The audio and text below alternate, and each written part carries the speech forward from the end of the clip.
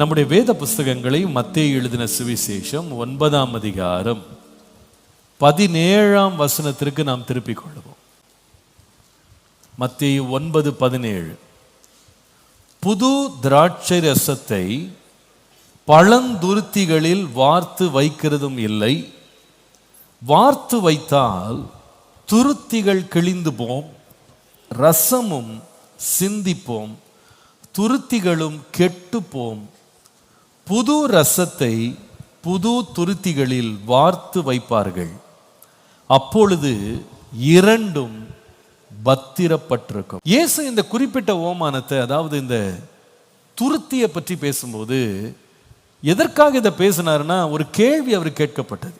மத்தேயு 9ஆம் அதிகாரம் 14 15 வாசிக்கும் போது, அங்கே யோவானுடைய சீஷர்கள் இயேசுவிடத்தில் வந்து, யோவான் ஸ்நானகனுடைய சீஷர்கள் இயேசுவிடத்தில் வந்து, ஆண்டவரே, நாங்களும் சரி பரிசேயர்களும் சரி நாங்கள் உபவாசம்லாம் இருக்கிறோம், ஆனால் உம்முடைய சீஷர்கள் உபவாசம் எடுக்க மாட்டேங்கிறாங்களே, அதுக்கு என்ன காரணம் அப்படின்னு கேட்குறேன். அப்போ இயேசு சொல்கிறாரு, எப்பா, மணவாளன் மாப்பிள்ளை கூட இருக்கும்போது மாப்பிள்ளையினுடைய தோழர்கள், அவங்க நண்பர்கள்லாம் சாப்பிடாம பட்டினி கிடப்பாங்களா? இப்போ நான் கூடவே இருக்கேன், அதனால அவங்க என்ன பண்ணுறதில்ல, உபவாசம் எடுக்கிறதில்ல. ஆனால் நான் ஒரு நாள் கடந்து போயிடுவேன், அப்போ என்ன பண்ணுவாங்க, அவங்க உபவாசம் எடுப்பாங்கன்னு சொல்லிட்டு இயேசு பதில் சொல்லிட்டு நிறுத்தாம அவர் சொல்லுகிறாரு, ரசம் புதுசு தான், ஆனால் புது ரசத்தை நீங்கள் பழைய துருத்தியில் வார்த்து விடக்கூடாது, அல்லது அதை போட்டுறக்கூடாது, அதில் நீங்கள் நிரப்பக்கூடாது. புது ரசத்தை புது துருத்தியில் நீங்கள் ஊற்றி வைக்கணும். அப்படி ஊற்றி வச்சிங்கன்னா புது துருத்தியில் புது துருத்தி கிழியாது, ரசம் சிந்தாது. ஆனால் பழைய துருத்தியில் கொண்டு போய் நீங்கள் ஊற்றி வச்சிட்டிங்கன்னா அந்த துருத்தி என்ன செய்யும்னா கிழிஞ்சு போயிடும், ரசம் சிந்தி போகும், துருத்தி என்ன ஆகிடும், கெட்டு போயிடும், அது திருப்பி யூஸ் பண்ண முடியாது. இந்த துருத்தின்ற வார்த்தைக்கு என்ன அர்த்தம், இங்கிலீஷில் கரெக்டான வார்த்தை இருக்குது, வைன் ஸ்கின் அப்படின்னு இருக்கு. இந்த வைன் ஸ்கின் அப்படின்னா அர்த்தம் என்னென்னா, துருத்தின்றது நம்ம நினைக்கிற மாதிரி பாத்திரம் கிடையாது. துருத்தினா என்னென்னா, அந்த காலத்தில் இந்த ஆடு வெட்டுவாங்க பார்த்தீங்களா, இந்த ஆடு வெட்டினா அதில் இருக்க மாம்சம் கரியாக மாறிடும். அந்த ஆட்டு மேலே இருக்கிற முடி இருக்கு பாருங்க, ரோமம் துணி செய்கிறதுக்கு உதவிடும். ஆனால் இந்த ஆட்டுக்கு ஒரு தோல் இருக்குது பார்த்தீங்களா, இந்த தோல் என்ன பண்ணுவாங்கன்னா, தோலை உரிச்சிட்டு அந்த தோலுடைய ஓரத்தில் அப்படியே தைப்பாங்க. ஃபுல்லாக தைச்ச உடனே அது பை மாதிரி ஆகிடும், புரியுதுங்களா? இதை நல்லா கழுவிட்டு இந்த பை ஃப்ரெஷ்ஷாக இருக்கிற அந்த ஒரு துருத்தி அல்லது அந்த அந்த தோல் இருக்குது பாருங்கள், ஆட்டு தோல் ஃப்ரெஷ்ஷாக இருக்கிறது நல்லா கழுவி சுத்தம் பண்ணிட்டு, அந்த கழுத்து பக்கம் மட்டும் ஓட்டை இருக்கும் பாருங்கள். இப்போ ஃபுல்லாக தச்சுட்டாங்க இல்லையா, நீங்கள் கொஞ்சம் கற்பனை பண்ணிக்கிடுங்க. ஆட்டு தோல் இப்படி இருக்கா, அந்த ஆட்டு தோலுடைய முனையை ஃபுல்லாக தச்சுட்டா மேலே கழுத்து பகுதியில் இருக்கிறது மட்டும் என்ன இருக்கும், மூடி மாதிரி ஆயிரும். இப்போ இதுக்குள்ளே என்ன பண்ணுவாங்கன்னா, புதுசாக காய்ச்சின திராட்சை ரசத்தை என்ன பண்ணுவாங்கன்னா உள்ளே ஊற்றுவாங்க. என்ன பாஸ்டர் இதுக்குள்ளேயா அப்படின்னு யோசிக்காதீங்க, அன்னைக்கு இதுதான், வேற வழி இல்லை. உள்ளே ஊற்றிடுவாங்க. ஊற்றி முடித்த உடனே, அது நிறைஞ்ச உடனே என்ன பண்ணுவாங்கன்னா, அந்த கழுத்து பகுதியில் இருக்க ஓட்டையும் என்ன பண்ணுவாங்கன்னா தச்சிருவாங்க, தச்சு அப்படியே வச்சுருவாங்க, அவ்வளோதான். அதுதான் ஃப்ரிட்ஜு. ஆமாம், இன்றைக்கி இருக்கிற மாதிரி ஃப்ரிட்ஜெல்லாம் இன்றைக்கி இல்லை, ஃப்ரீசர் இல்லை, இதுதான் ஃப்ரிட்ஜ். இதை வச்சுக்கிட்டு அவங்களுக்கு எப்போ தேவையோ அவங்க என்ன பண்ணுவாங்கன்னா, இந்த துருத்தியிலிருந்து அல்லது இந்த பையிலிருந்து எடுத்து அப்பப்போ ஊற்றி ஊற்றி குடிச்சிக்கிடுவாங்க. ஏன் அப்படி செய்தாங்க அப்படின்னா, திராட்சை பழம் ஒரு சீசனல் ஃப்ரூட், அது எப்போவுமே காய்க்காது. அது காய்க்கிற காலத்தில் இன்றைக்கு இருக்கிற மாதிரி அமெரிக்காவில் காய்ச்சதை 3 மாதம் ஃப்ரிட்ஜில் வச்சு அதை ஃப்ரீஸ் பண்ணி நம்ம மார்க்கெட்டில் கொண்டு கோயம்பேட்டில் விற்கிறாங்க. உலகம் ஃபுல்லாக எல்லா பழமும் இப்போ போகுது, ஏன்னா நமக்கு ரெஃப்ரிஜரேஷன் அப்படின்ற ஒரு டெக்னாலஜி நமக்கு வந்துருச்சு. ஆனால் அன்றைக்கு அதெல்லாம் கிடையாது. பறிக்கும் போது அப்படியே ஃப்ரெஷ்ஷாக சாப்பிட்டுக்கணும், விட்டிங்கன்னா என்ன பண்ணிடும், அழுகிரும், கெட்டு போயிடும் பழம். அதனால் அதை ரசமாக மாற்றி என்ன பண்ணுவாங்கன்னா, இந்த மாதிரி துருத்தியில் சேர்த்து வச்சுருவாங்க. ஏன்னா வருஷம் ஃபுல்லாக இது கிடைக்காது, கிடைக்கிறப்போ என்ன பண்ணுவாங்க, இப்படி செஞ்சு வச்சுட்டு சேர்த்து, இது எப்படி டேஸ்ட்டாக இருக்கும்னு நமக்கு தெரில, சில பேருக்கு நினச்சாலே ஒமட்டுற மாதிரி இருக்குது இல்லையா? ஆனால் அதான் அன்றைக்குள்ள ஆகாரம், அன்றைக்கு அதுதான், அப்படி தான் அவங்க திராட்சை ரசத்தை பதுக்கி வச்சாங்க, பாதுகாத்து வச்சாங்க. ஆனால் நல்லா கவனிங்க, இதில் ஒரு பிரச்சனை இருக்குது. 2 துருத்தி பற்றி பேசுகிறாரு. இன்னொரு சொன்னால் 2 தோல் பை பற்றி பேசுகிறாரு. ஒரு தோல் பை என்னன்னா பழசானது, இன்னொன்று புதுசானது. இங்கே பாருங்க, இந்த பழசுக்கும் புதுசுக்கும் என்ன வித்தியாசம்னு கேட்டால், இந்த பழைய பை இருக்குது பார்த்தீங்களா, தோல் பை, ஆட்டுத்தோல் பை அப்படி சொல்லிக்கலாம், அப்போ புரியும். ஆட்டுத்தோல் பை பழசு வந்து என்ன ஆகிடும்னா அது அப்படியே ரஃப் ஆகிடும், கொஞ்ச நாள் அப்படி இறுகிடும். ஆனால் புதுசாக இருக்கிற அந்த ஆட்டுத்தோல் பை வந்து நல்லா ஃப்ளெக்சிபிளாக இருக்கும். என்ன, இப்போ இந்த திராட்சை ரசத்தை உள்ளே ஊற்றுனீங்கன்னா இந்த திராட்சை ரசத்துக்கு ஒரு தன்மை இருக்குது. என்ன தன்மை அப்படின்னு கேட்டால், இந்த திராட்சை ரசம் வந்து கொஞ்ச நாள் பதுக்கி வச்சிங்கன்னா, பதப்படுத்துனீங்கன்னா அது உள்ளேருந்து என்ன ஆகும்னா புளிச்ச பிறகு ஒரு வாய்வு ஒன்று வரும், ஒரு கேஸ் ஒன்று ஃபார்ம் ஆகும். இப்போ இந்த கேஸ் ஃபார்ம் ஆனால் அந்த கேஸுக்கு இடம் வேணும் இல்லையா, மேலே வரைக்கும் இப்போ ரசத்தை நிரப்பி மேலே லாக் பண்ணியாச்சு. இப்போ அந்த கேஸ் வந்த உடனே அதுக்கு இடம் இருக்காது பாருங்கள். அப்போ அது என்ன பண்ணால் கேஸ் வந்த உடனே அந்த வால்யூம் எக்ஸ்பேண்ட் ஆகும். புது பையாக இருந்தால் என்ன பண்ணால் தோல் ஃப்ரெஷ்ஷாக இருக்கிறதுனால என்ன பண்ணோன்னா விட்டு கொடுக்கும். அது இலகி விட்டு விட்டு கொடுத்த உடனே அப்படியே உப்பிடும் அந்த பை. அதுக்கப்புறம் கொஞ்ச நாள் கழிச்சு அப்படியே மெதுவாக சுருங்கிடும். ஆனால் இந்த பழைய பை இருக்கு பாருங்க, அது என்ன செய்யாது, இப்படி விட்டு கொடுக்காது, உப்பாது அது. அதனால இந்த ரசத்துக்குள்ள இருந்து அந்த கேஸ் எழும்பின உடனே என்ன செய்யும்னா இந்த துருத்தி இருக்கு பாருங்க பை, அது அப்படியே ஹார்டாக இருக்கிறதுனால ஒரு நாள் பொட்டுன்னு வெடிச்சிடும். அவ்வளோதான், உள்ளே இருக்கிறது எல்லாம் என்ன ஆகிடும், வெளியே சிந்தி ஒன்றுமே சேர்த்து வைக்க முடியாதபடி எல்லாம் வீணாக போயிடும். இப்போ இந்த ஓமானத்தை வந்து இயேசு ஏன் சொன்னார் அப்படின்னு கேட்டால், உபவாசத்தை பற்றி கேட்ட ஒரு கேள்விக்கு பதில் சொல்கிறாரு. அவர் என்ன சொல்கிறாருன்னா, உபவாசம் வந்து ரசம் மாதிரி, அது ரொம்ப நல்லது, அது ரொம்ப ஆரோக்கியமானது, ரொம்ப ருசியானது, அது ஒரு மனுஷனுக்கு ரொம்ப தேவையானது. அதை வந்து தான் லைஃப்பில் ஒவ்வொருத்தரும் ஒவ்வொரு ஆவிக்குரிய மனுஷனும் அதை வந்து கடைபிடிக்க வேண்டியது அவசியம்.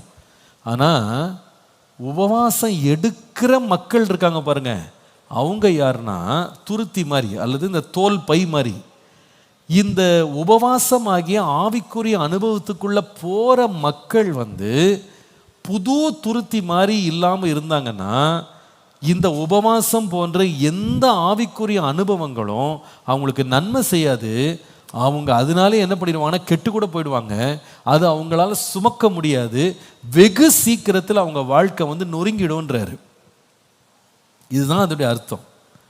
அந்த மத்தேயு 9:17 அப்பொழுது இரண்டும் பத்திரப்பட்டிருக்கும்.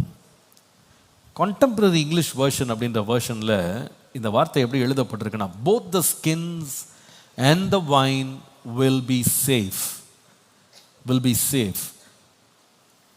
பாத்திரமும் பானமும் பத்திரமா இருக்கும். பாத்திரமும் பானமும் பத்திரமா இருக்கும். நான் நினைக்கிறேன், ஒரு காரியத்தில் வந்து நம்ம ஒரு பாத்திரத்தை உண்டாக்குறத விட, பாத்திரத்தை வாங்கிறத விட, ரசத்தை செய்கிறத விட, ரசத்தை நிரப்புறதை விட ரொம்ப முக்கியம் எதுக்குன்னு கேட்டால் பத்திரமா இருக்க வேண்டியதுதான் முக்கியம். சில வேளையில் பாருங்கள், சில பேர் வீட்டில் கஷ்டப்பட்டு ஒரு சாப்பாடை செஞ்சுருப்பாங்க இல்லையா, செஞ்சுட்டு அதுக்கு ரொம்ப நேரம் உட்காந்து காய்கறி வெட்ட, கழுவ, அதை உட்காந்து காய்ச்ச, அதை உட்காந்து சமைக்க, கூடவே நின்று கால் நடுக எல்லாம் செஞ்சு முடிச்சுட்டு அதுக்கு மேலே மூடி போடாமல் என்ன பண்ணுவாங்கன்னா டயர்ட் ஆகிடுச்சுன்னு படுக்க போயிடுவாங்க. சாப்பிடலான்னு வந்து திறந்து பார்த்தா உள்ள பல்லி படுத்து கிடக்கும். அது சாப்பிட முடியுமா சொல்லுங்க? பல்லி தானே, பரவாயில்ல, வெஜிடேரியன் சாம்பார் தான் பண்ணேன், நான்வெஜ் ஆயிடுச்சு அப்படின்னு யாராவது எடுத்து சாப்பிடுவாங்களா? சாப்பிட மாட்டாங்க இல்லையா? செய்யறதுன்னு அவசியம்தான், ஆனால் செய்ததை பாதுகாக்கலைன்னா செய்ததுக்காக நம்ம எடுத்த அத்தனை பிரயாசமும் வீணா போயிடும் இல்லையா? பாதுகாப்புன்றது ரொம்ப முக்கியம். சில பேர் பாருங்க, நல்லா சமைச்சிருவாங்க, சாப்பிட்ருவாங்க, ஆனால் முக்கால்வாசி மீதி இருக்கும். ஆனால் அதை ஃப்ரிட்ஜில் எடுத்து வைக்கணும்னு நினச்சிருப்பாங்க, ஆனால் மறந்துடுவாங்க. மறந்துட்டு தூங்கிட்டு அடுத்த நாள் எழுப்பி திறந்து பார்த்தா எல்லாம் என்ன ஆகிடும், புளிச்சு போய் வாடையாகி போயிடும். ரொம்ப சங்கடமாக இருக்கும். ஐயோ, இவ்வளோ குழம்பு அப்படியே இருக்கே, இவ்வளோ சோறு அப்படியே இருக்கே, இவ்வளவு ஆகாரம் அப்படியே இருக்கே, இதை கொண்டு குப்பையில் கொட்டுறதுக்கு அவனுக்கு என்ன வராது, மனசே வராது. ஆனால் குப்பையில் கொட்டாமல் வயிற்றுக்குள்ளே கொட்டணும், நம்ம ஆஸ்பத்திரியில் தான் போய் படுத்து கிடக்கணும். வேற வழி இல்லாமல் மனசு சங்கடத்தில் என்ன பண்ணுவாங்கன்னா அந்த ஆகாரத்தை எடுத்துகிட்டு போய் நாய்க்கு போடுவாங்க. ஏன்னா செய்தாங்க, ஆனால் பத்திரப்படுத்தலை. இதே போல தான் நம்முடைய வாழ்க்கையை கட்டுகிற புத்தியுள்ள சிற்பாச்சாரி ஆகிய சிறந்த கட்டுமான பணியாளர் யாருன்னா கர்த்தரே. கர்த்தர் வீட்டை கட்டாராகில் கட்டளுடைய பிரயாசம் விருதா. நம்மளை ஒவ்வொரு நாளும் ஆண்டவர் நம்மை இணைத்து சேர்த்து மாளிகையாக கட்டி எழுப்புறாரு. நாம எழும்பி வரும்போது அவர் எதுல ரொம்ப கவனமா இருக்கிறாருன்னா, நம்ம பாதுகாப்பா இருக்கிறோமான்றத பார்க்கிறாரு. நம்ம லைஃப் பாதுகாப்பு இல்லாமல் போயிடக்கூடாது. பாருங்க, அந்த பாதுகாப்பு மட்டும் இல்லைன்னா இவ்வளவு நாள் செய்த வேலை, இவ்வளவு நாள் சம்பாதித்தது, இவ்வளவு நாள் நம்ம சேர்த்தது, நாம அடைந்தது, கொண்டது எல்லாமே மண்ணுக்கு தான் போகும். ஒரு பிரயோஜனம் இல்லை.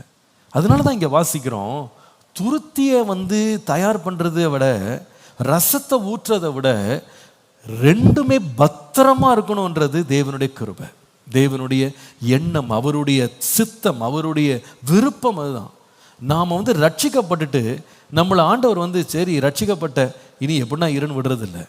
கடைசி வரைக்கும் இந்த வாழ்க்கை கிழிஞ்சு போடக்கூடாது. தேவன் நமக்கு கொடுத்த அவருடைய ரசம் ஆகிய ஆவிக்குரிய அனுபவங்கள் நம்மளை விட்டு சிந்தி போயிடக்கூடாது. நம்ம வழியில இடறி போயிடக்கூடாது, வழியில விழுந்து போகக்கூடாது, வழியில நம்ம தவறிடக்கூடாது.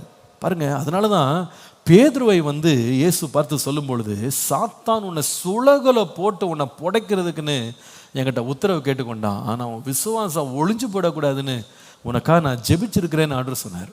அப்போ அர்த்தம் என்னன்னா, எப்பா நீ அழைக்கப்பட்டதில் மட்டும் எனக்கு முக்கியத்துவம் நான் கொடுக்கல, நீ ஒளிஞ்சு போயிடக்கூடாது, பாதியில் உடஞ்சி போயிடக்கூடாது, பாதியில் ரசம் சிந்திடக்கூடாது, பாதியில் பாத்திரம் கிழிஞ்சிடக்கூடாது. நீ கடைசி வரைக்கும் எப்படி இருக்கணும்னா, கிழியாத பத்திரமான ஒரு பாத்திரமா தேவ சமூகத்தில் நீ சேரணும். அல்லேலூயா.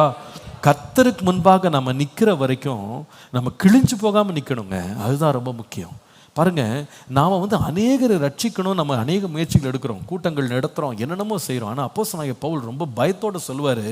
1 கொரிந்தியர் 9 கடைசி வசனம் 27 சொல்லுவார், மற்றவர்களுக்கு போதித்த நான் தானே ஆகாதவனாய் போகாதபடிக்கு என் சரீரத்தை ஒடுக்கி கீழ்ப்படுத்துகிறேன். எல்லாருக்கும் போதிச்சேன், எல்லாரையும் கடவுளுக்குள்ள வழி நடத்தினேன். ஆனால் கடைசியில் நானே என்ன பண்ணிடக்கூடாது, வேஸ்டா போயிடக்கூடாது, நானே கிழிஞ்சிடக்கூடாது, நானே உடைஞ்சிடக்கூடாது. நான் கடைசி வரைக்கும் கர்த்தருக்கு முன்பாக நான் நிற்கணும். ஹல்லேலூயா. முடிவு பரியந்தம் நிலைத்திருக்கிறவனே ரட்சிக்கப்படுவான். அப்போஸ்தலனாகிய பவுலுக்கு ஆண்டவர் கொடுத்த பெரிய பாக்கியம் என்ன? அவர் கடைசியா தன்னுடைய வாழ்க்கையின் அந்திம நாட்களில் எழுதும்போது எழுதுறாரு, நல்ல போராட்டத்தை போராடினேன், ஓட்டத்தை முடித்தேன், விசுவாசத்தை காத்துக்கொண்டேன். இப்படி இருந்ததுனால தான் முடிவில் எனக்கு நீதியின் கிரீடம் எனக்காக வைக்கப்பட்டிருக்கு. அல்லது எனக்கு கிரீடம் கிடைக்காது. நாம துருத்தியா இருக்கிறோமா, அதுல நிரப்பப்பட்டிருக்கோமான்றது கூட முக்கியம் இல்லை. ரொம்ப முக்கியம் கடைசி வரைக்கும் பாதுகாப்பா இருக்கணும். அந்த வார்த்தையை கொஞ்சம் வாசித்து பாருங்க. இப்போ திரும்ப மத்தேயு 9:17 பார்த்தா அதில் என்னென்ன ஆபத்து இருக்கு பாருங்க.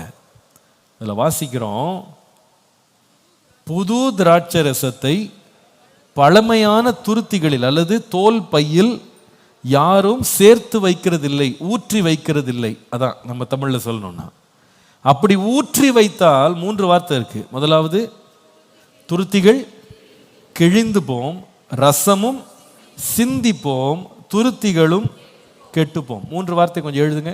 கிழிந்து போகும், சிந்தி போகும், கெட்டு போகும்.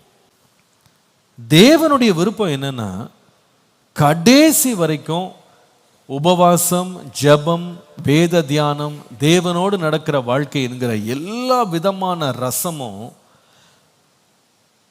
வைத்திருக்கிற நம்முடைய வாழ்க்கை கிழிஞ்சிடக்கூடாது. உள்ள இருக்கிற அனுபவங்கள் சிந்திடக்கூடாது. நம்ம வாழ்க்கை இதனாலே கெட்டு போயிடவும் கூடாது.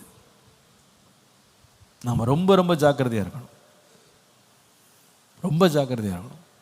இந்த பாதுகாப்பு விஷயத்துல ஆண்டவரே கடைசி வரைக்கும் நான் கிழிஞ்சிடாம, சிந்தாம, நான் வீணா போயிடாம என்ன நீங்க பாதுகாத்து கொள்றதுக்கு ஒரு ஜாக்கிரதை உள்ள இருதயத்தை எனக்கு தாரும். ஹல்லேலூயா.